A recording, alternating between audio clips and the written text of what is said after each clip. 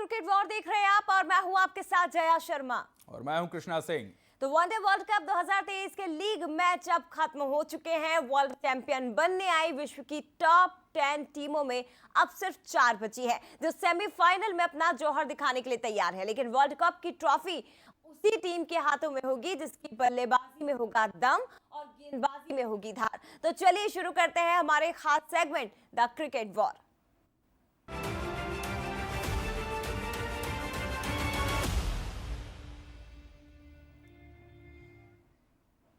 One day world cup 2023 में भारत ने पहले ही सेमीफाइनल में अपनी जगह पक्की कर ली थी, लेकिन भारत अपना अगला सेमीफाइनल मुकाबला 15 नवंबर को न्यूजीलैंड से खेलेगा। सेमीफाइनल की सारी जानकारी देंगे, लेकिन उससे पहले बात कल हुए दिवाली धमाके की।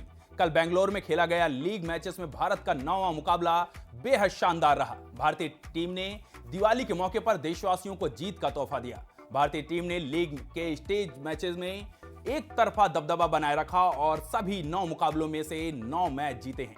कल बेंगलोर में खेले गए नीदरलैंड के खिलाफ मुकाबले में भारत ने 160 रनों से मैच जीता। टॉस जीतकर पहले बल्लेबाजी करने उतरी भारतीय टीम ने नीदरलैंड्स को 411 रन का टारगेट दिया। उसके साथ ही वर्ल्ड कप में नया रिकॉर्ड भी बना। वर्ल्ड कप में यह पहला मौका था जब किसी भी टीम के टॉप 5 बल्लेबाजों ने 50 रन से ज्यादा का स्कोर खड़ा किया हो। 411 रन के टारगेट का पीछा करने उतरी नीदरलैंड 250 रन पर ही सिमट गई, ढेर हो गई। तो जया, कल का मुकाबला आपने देखा, कैसा मुकाबला था? क्या लगा आपको दिवाली के टाइम का दिवाली के धमाकों के बीच, आतिशबाजी के बीच कृष्णा, कल मैदान में जो जमकर चौके छक्के भारतीय टीम लगा रही थी, दूसरी तरफ एक के बाद एक जो विकेट चटका रही थी, ऐसा लग रहा था कि असली दिवाली स्टेडियम में मन रही हो। हम तो आतिशबाजी कर रहे थे, लेकिन डबल धमाका कल हुआ, क्योंकि एक तरफ दिवाली का फेस्टिवल, उसका सेलिब्रेशन हम कर रहे थे, और दूसरी तरफ भारतीय टीम ने जो आखिरी लीग मैच में करारी शिकस्त एक बार फिर से नीदरलैंड की टीम को दी है, उसका अपना दोगुना मजा। और दिवाली का तोहफा जरूर भारतीय टीम ने कल नीदरलैंड को हरा कर दिया, क्योंकि लगातार 9 मुकाबले जीते हैं।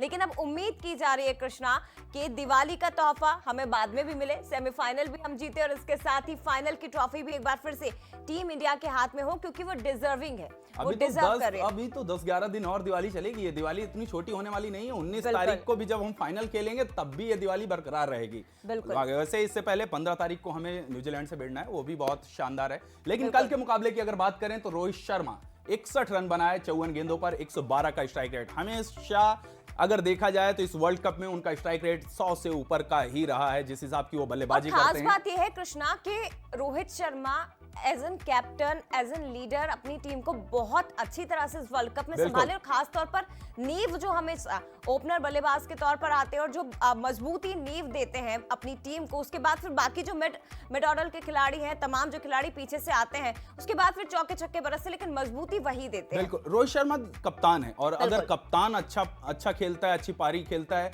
तो बाकी जो बल्लेबाज हैं उनको मनोबल बढ़ता है, उनको और अच्छा प्रदर्शन करने का एक मजबूत मदद मिलती है। शुभमन गिल ने भी कल बहुत अच्छा परफॉर्म किया, 51 रन 32 गेंदों में, और शायद 94 या 80 सेंटीमीटर का छक्का उन्होंने सिक्सर भी लगाया था। उसकी भी काफी चर्चाएं कल के मैच में हो रही है। उसके बाद विराट कोहली आए, उन्होंने भी 51 रन की पारी खेली। अंदाजा था, क्योंकि वो छोटी टीमों के सामने स्कोर नहीं करते हैं, तो मुझे ये था कि हाँ 51-52 या ऐसा कुछ जाएगा। हाँ, लेकिन बाबर आजम नहीं है ना, क्योंकि छोटी टीम के सामने आप शतक मारे हैं, बाकी जब बड़ी टीम आती है तो उसके सामने आप ढेर हो जाएं, ऐसे नहीं है विराट कोहली। लेकिन टीम ने उसे छोटी टीम की तरह नहीं लिया। नहीं, स्कोर बड़ा अच्छा शानदार खेला नीदरलैंड ने, आप उसको बिल्कुल भी कम नहीं आंकने वाले हैं। और श्रेयस अय्यर कल के hero, player of the match, बहुत शानदार पारी खेली इन्होंने, नाबाद रहे। बिल्कुल, 136 रन, 136 का स्ट्राइक रेट है, 94 गेंद खेली, जिसमें 128 रन। आप पहले थोड़ा शुरुआत जो रही इतना धीमा नहीं थी, लेकिन थोड़ी सी धीमी थी, लेकिन उसके बाद जो छक्के मारे गया, लग रहा था कहां जाएगी ये गेंद, क्या बाहर जाने वाली है। श्रेयस अय्यर को लेकर काफी बातें हो रही थी कि कब इनके बल्ले से रन निकलेंगे, लेकिन पिछले 2 से 3 मैचेस हम देख रहे हैं, एक के बाद एक ताबड़तोड़ बल्लेबाजी। दूसरी तरफ केएल राहुल, इन्होंने कमाल कर दिया कल के मैच में। 6 महीने तक बाहर रहना चोट के कारण, फिर उसके बाद एशिया कप में आना, एशिया कप के बाद फिर आके वर्ल्ड कप में बहुत शानदार पारियां खेलना। आप ऑस्ट्रेलिया के खिलाफ देखिए 97 रन की पारी, बहुत अहम पारी थी वो। उसके बाद फिर लगातार मैच खेल रहे हैं, बहुत शानदार प्लेयर हैं। इनकी कीपिंग की भी तारीफ हो रही है इस वक्त, बहुत अच्छा कीपिंग भी कर रहे हैं। उसके बाद आप देखिए 102 रन, कल 2 योद्धाओं ने 100 मतलब 100 के ऊपर रन बनाए, और अब देखिए 200 से पांचों ज्यादा टीमें की पार्टनरशिप बिल्कुल इन दोनों के बीच में थी। श्रेयस अय्यर, केएल राहुल। बेंगलुरु में गेंदबाजों ने एक बार फिर कल से कमाल बहुत दिखाया। शानदार रहा। 9 गेंदबाज 9 हमारी तरफ गेंदबाज। से, आपको बता दें 9 गेंदबाजों ने, जहां हम 5 गेंदबाजों के साथ उतरते हैं, कल हमारी टीम के 9 गेंदबाजों ने, हाँ श्रेयस अय्यर को थोड़ा सा नहीं कराया हमने, और केएल राहुल को भी अगर कीपिंग से बाहर ले लेते तो मुझे लगता है कि 11 के 11 खिलाड़ी हमारे लेकिन गेंदबाजी कल करते। तो बल्लेबाजों के भी गेंदबाज जो है वो अटैकिंग बन रहे थे। बिल्कुल। बल्लेबाजी जो करते हैं खिलाड़ी, लेकिन वो भी उन्होंने भी कल विकेट ले लिए। विराट कोहली, लेकिन मोहम्मद शमी की सबसे पहले बात मोहम्मद कर शमी, लेते हैं। उसके बाद फिर इसके बाद आते हैं विराट कोहली। हमारे विराट कोहली ने कल मतलब मेन जो था, पूरी क्राउड था वो हाँ, पूरा कह रहा था वो कि भैया कोहली को लाइए, कोहली को लाइए। रोहित ने फिर मौका भी दिया आपको, हाँ। ओवर करवाए, क्योंकि रोहित शर्मा ने विकेट ले लिए, विराट बिल्कुल। कोहली ने विकेट ले लिए।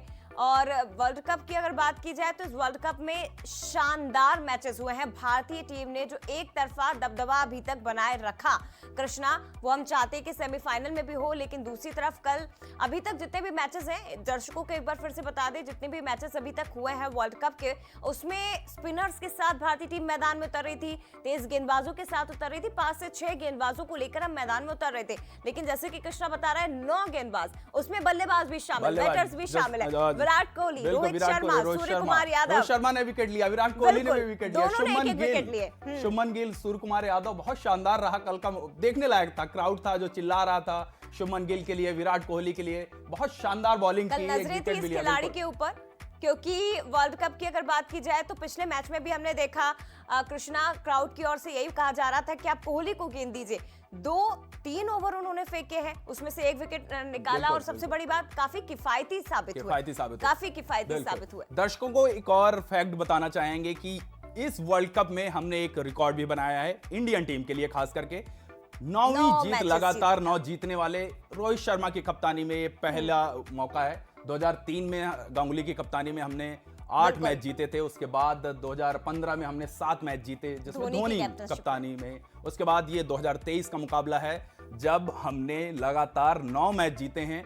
ऑस्ट्रेलिया हमसे थोड़ा सा आगे है। ऑस्ट्रेलिया ने लगातार 11 मैच जीते थे, जिसमें उन्होंने वर्ल्ड कप भी उठाया था। तो इस बार हम 11 मैच जीतेंगे, वर्ल्ड कप उठाएंगे, और उसके बाद फिर हम भी 11 में से 11 मैच जीतने वाले, और रिकॉर्ड होगा वो लिस्ट में कृष्णा, शामिल वो हो जाएंगे। रिकॉर्ड बिल्कुल। होगा भारतीय टीम के भारतीय नाम टीम के लिए कि 11 से 11 मैचेस। अजय टीम रहेगी। और वर्ल्ड कप इस बार हमारा है। जिस हिसाब से हमारी टीम दिख रही है, जिस हिसाब से हमारा परफॉर्मेंस दिख रहा है, उस हिसाब से ये वर्ल्ड कप हमारा ही है। निश्चिंत हो जाइए, कोई दिक्कत नहीं है इसमें। बिल्कुल। और दिलीप कापसे जी हमारे साथ इस वक्त क्रिकेट एक्सपर्ट और हमारे सहयोगी जुड़ गए हैं। कापसे जी, कल हुए मुकाबले की बात, लेकिन बात सेमीफाइनल की भी, क्योंकि बहुत महत्वपूर्ण मैच होने जा रहा है। और इसके साथ ही कल के मैच की अगर हम बात करें, सर क्या लगा? 9 के 9 मुकाबले भारतीय टीम ने तो जीत लिए हैं। बल्लेबाजों का भी कल अटैकिंग मोड नजर आया, गेंदबाजों का भी अटैकिंग मोड नजर आया। लेकिन कल के मुकाबले को लेकर आप क्या कहेंगे? 400 जैसा बड़ा स्कोर खड़ा करना, और आगे बात अब सेमीफाइनल की भी है। जी बिल्कुल।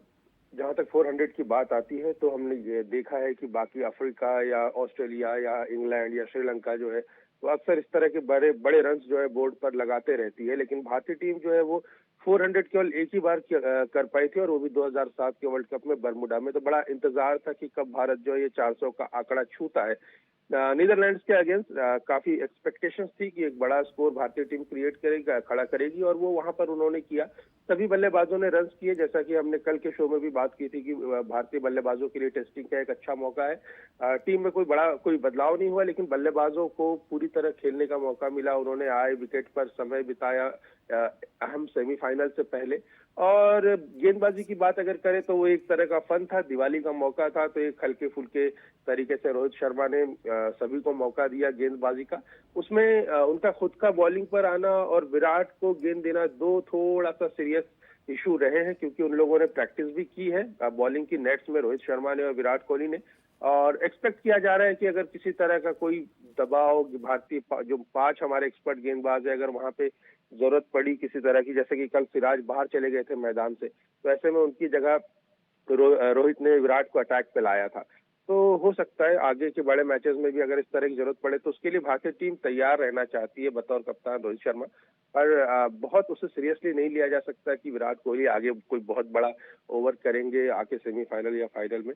लेकिन हाँ, इस तरह के क्या होता है कि जब आपके पास एक बड़ा बल्लेबाज होता है, बड़ा खिलाड़ी होता है, तो जैसे सचिन हुआ करते थे मैन ऑफ गोल्डन आर्म, जबकि वो गेंद के साथ आते थे तो उन्होंने भारत को कई मैचेस जिताए। हो सकता है विराट कोहली भी चाहते होंगे अपने आइडल की तरह कि वो भी बैटिंग से तो इतने मैचेस जिता चुके हैं, जी गेंदबाजी से भी कुछ कर सके। जया, बिल्कुल सर, बने रहिएगा। सेमीफाइनल को लेकर भी आपसे बातचीत होगी, क्योंकि लीग मैचेस तो खत्म हो चुके हैं, लेकिन बहुत इंपॉर्टेंट बात अब सेमीफाइनल की।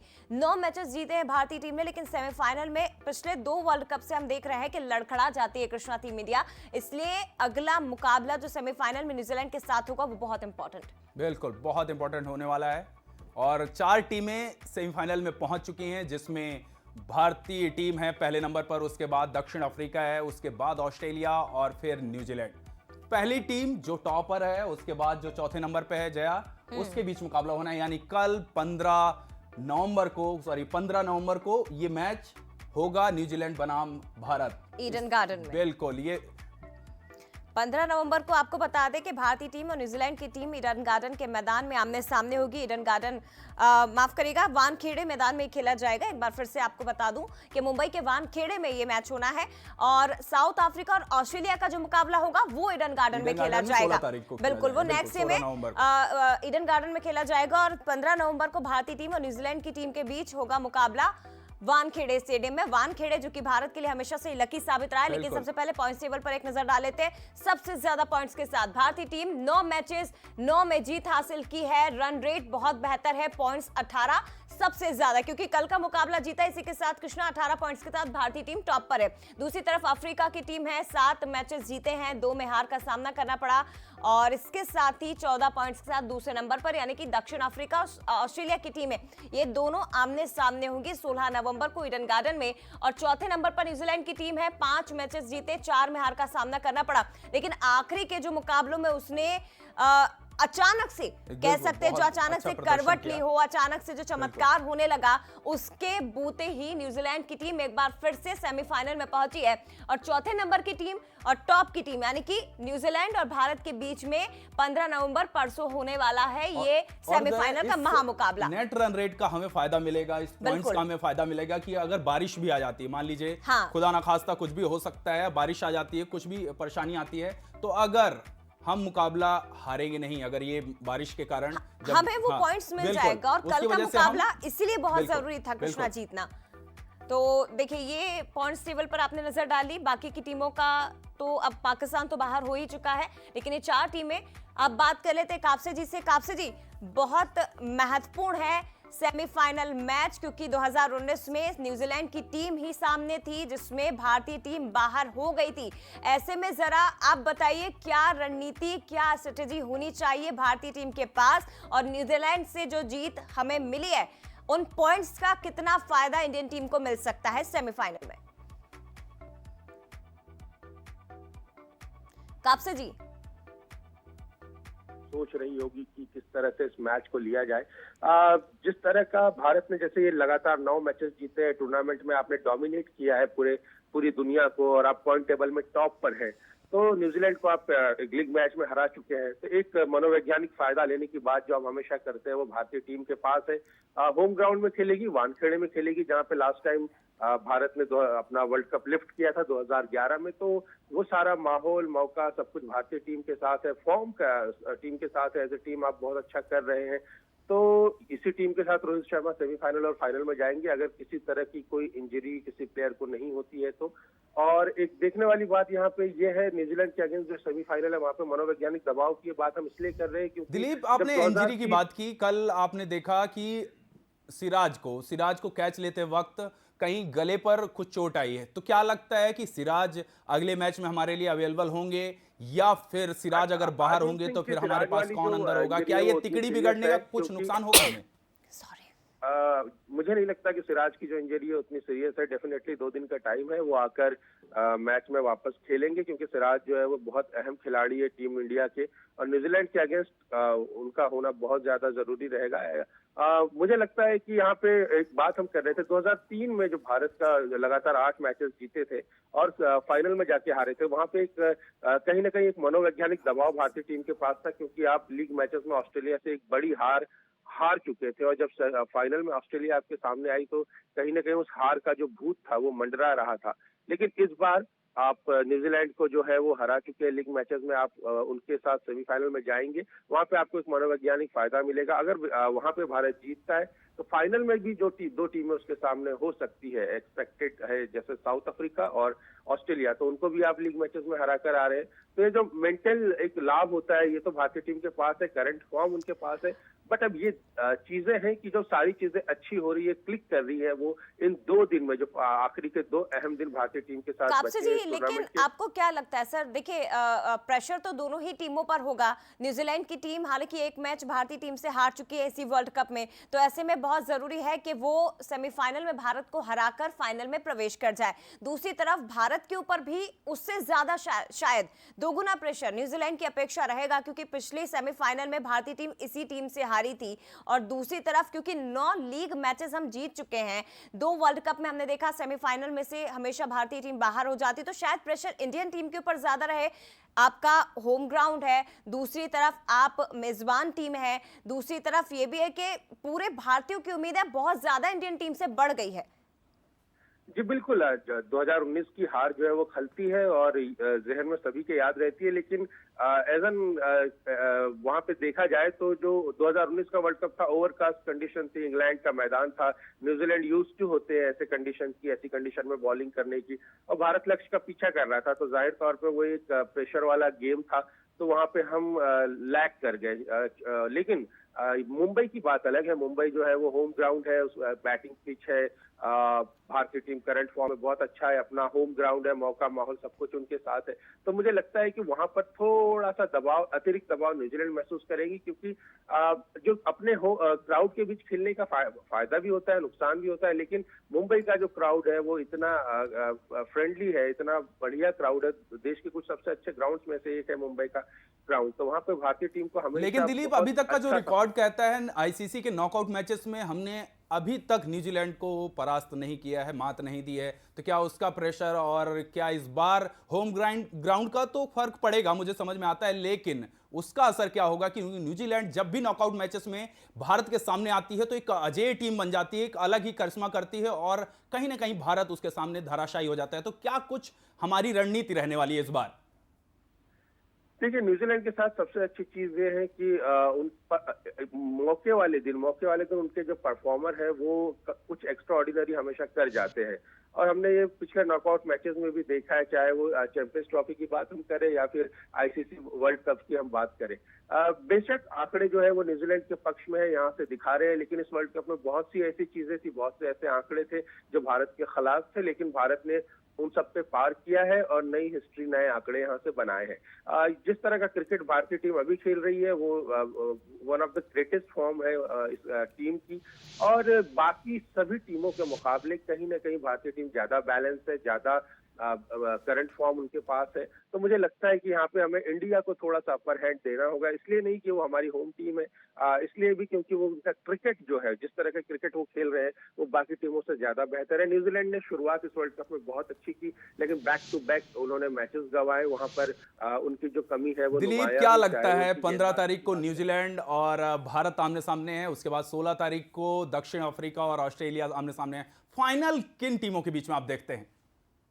मैं समझता हूँ कि ये फाइनल जो है वो भारत और दक्षिण अफ्रीका के बीच होने जा रहा है, क्योंकि इससे पहले कभी दक्षिण अफ्रीका जो है उसे कभी मौका नहीं मिला है फाइनल की दहलीज तक पहुंचने का, और जिस तरह की इस बार लक है उस टीम के साथ भी अच्छा जा रहा है और खेल रही है। मैं एक्सपेक्ट करता हूँ कि दक्षिण अफ्रीका इस बार जो है वो फाइनल की तरफ अपने कदम बढ़ाए। जी, लेकिन जैसे कहा जाता है कि राजनीति और क्रिकेट ये दोनों अनप्रेडिक्टेबल होते हैं, इनके बारे में आप कोई अंदाजा नहीं लगा सकते, और अगर अंदाजा लगाएंगे तो कई बार गलत भी साबित हो जाते हैं, लेकिन यही हम इस वर्ल्ड कप में देखे हैं टीमों के बीच। हालांकि लीग मैचेस खत्म हो चुके हैं और 4 टीमें, साउथ अफ्रीका, भारत, इसके साथ ही ऑस्ट्रेलिया की टीम और न्यूजीलैंड की टीम, ये चारों अब सेमीफाइनल में पहुंच चुके हैं, और इसके साथ ही भारत और न्यूजीलैंड के बीच अगला मुकाबला सेमीफाइनल का ही होने जा रहा है।